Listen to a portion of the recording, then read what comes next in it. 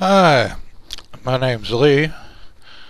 I am also called the Crazy Old Man, also called the Crazy Old White Man from the Hood.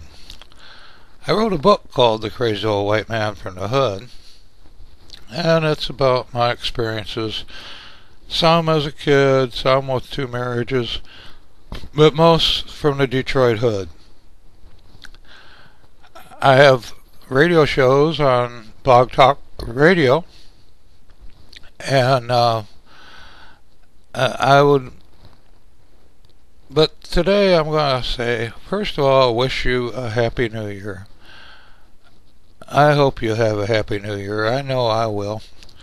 Every year is happy for me because I know how to be happy.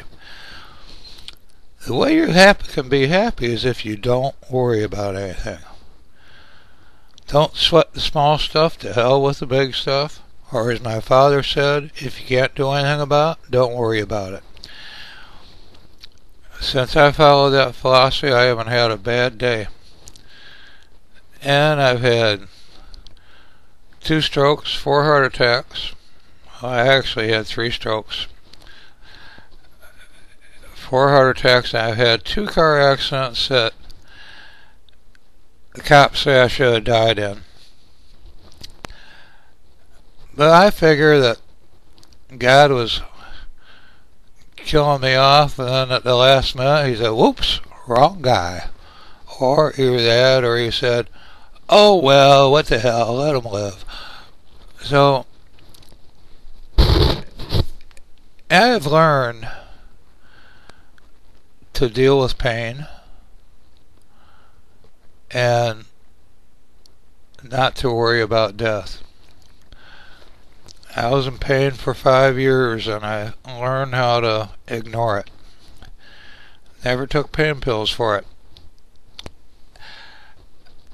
But then when I was in the hood, you had not only show no fear, but have no fear. And I don't have any fear. I'm not afraid of anything. And so I had no problem. I was also very good at conning people. I had what I would do when I get mad, my face turns red and the street language comes rolling out. And I have a very loud voice. And I don't care how big the guy is. As long as they don't have a gun, they're going to leave me alone. I used to go to this bar, and it was probably one of the roughest bars in Detroit. And I'd go in there and I'd be the only white customer in there. And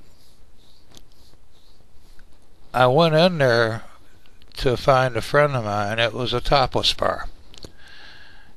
And I noticed that his truck someone else was driving it, so something had to happen to him. So I went to the bar, and it was where my ex-wife started her dancing career. And I was talking to the bouncer, and he wouldn't give me any information, so I showed him a picture of my ex-wife. Oh yeah, I remember her. We got to be friends. I used to go in there quite often.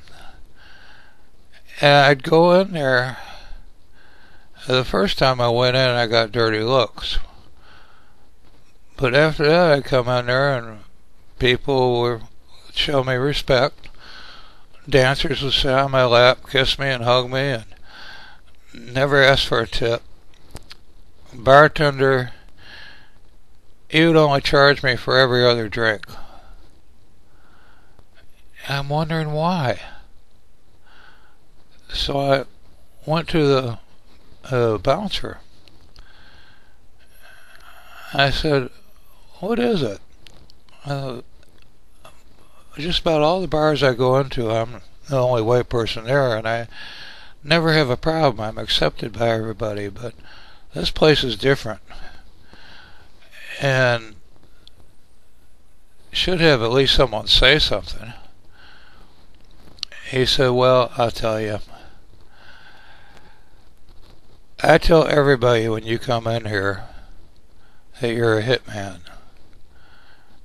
And I tell them, I say, the gray-haired old white guy with long hair, at the time I didn't have a beard, I said, when you see him in here, don't mess with him because he's a hitman. I figured out from that that's what I need to do when I'm in the rough areas of town. Because I lived in some of the roughest areas of Detroit. And Detroit's considered the most dangerous city and the most dangerous big city in the country. Number 4 or 5, depending on what list you look at, for all the cities. So, whenever I get in a new hood, first thing I do is get to know the street people. And then they'd spread the word for me not to mess with me. And give you a couple examples. A girlfriend I had was a crack addict. And I used to buy her drugs. So I got to know the drug dealers. Well, one time, another girlfriend who was a crack addict, I got a call from a drug dealer. And he said that I had to come and pay him $80 or he wouldn't let her go. So I talked to him. I said, well, tell you what, come by here, bring her with you. I'll give you the $80 and you give me her. So, okay. Gave him directions. And I had to borrow the $80, so I called the client. And he came by just as a flunky for the drug dealer was pulling in, and gave me the money and drove on off. And he was in a big old Lincoln. And the drug dealer sees that he's giving me something, and so he's thinking, this guy may be mafia. So I go up to him and I say, hey, look, here's the $80. And said to the girlfriend, baby, go on inside. And I said to the guy, I said, I know you're the flunky. I'm not mad at you. I'm mad at your boss. And I want you to tell him something for me. Tell him if he pulls that shit again, I am going to have him killed. Well, about 10 minutes later, the kid's boss called me and said, I'm sorry, I won't do it again. That's the way things had to work, though. Because the kid told the boss that I was serious. This other time, another girlfriend, the first one I was buying drugs for, she and a friend of hers went to the projects. And the drug dealer saw a cop car down the road, so he threw all of his drugs into girlfriend's car. And the passenger in the car picked him up and threw him out of the car and drove away. The cops got the drugs, they didn't get the dealer. So he told her, that when he saw her the next time, he says, you owe me money for those drugs. So she came to me and I said, well, let's go. And we went to the store And lo and behold, he pulled into the store. And she got out of the car and started to go in, and he went up to her and says, "You got my money." And I got out of the car, and he saw me come up to him. I was much bigger than he was. And I told him, flat out, I said, "Look, it's your fault you lost the drugs. It's not hers. She didn't keep them. She threw them out of the car, and the cops got them. So she doesn't owe you shit. And if you try again, you're a dead man." See, the thing is, when I said that, they believed me. And it stayed back. The thing is that they didn't know was I wouldn't hurt a flea. Well, yeah, a flea. A fly, maybe. But other than that, I would not fight. You see, when I was in high school, I had a guy that was he was bullying me. The funny thing is, he was smaller than me.